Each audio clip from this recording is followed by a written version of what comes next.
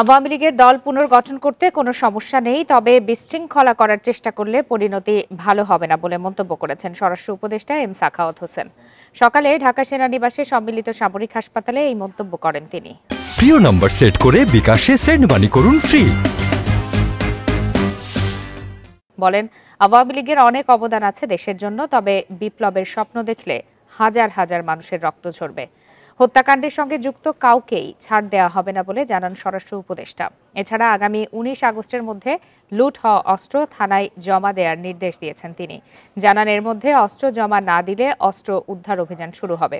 তখন অস্ত্র পাওয়া গেলে কঠোর ব্যবস্থা নেওয়া হবে।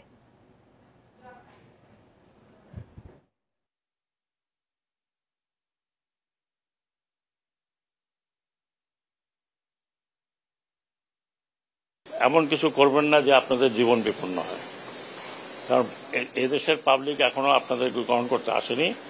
আমি বরং মনে করি আপনারা আপনাদের পার্টি রিঅর্গানাইজ করেন। এই পার্টির অনেক অবদান আছে বাংলাদেশে, এটা আমরা ডিনাই করতে পারি না। পার্টিকে রিঅর্গানাইজ করেন, পলিটিক্যাল পার্টির মতো যেভাবে থাকে, ইলেকশন আসলে ইলেকশন কন্টেস্ট করবেন, জনগণ ভোট দিলে ভোটে যাবেন।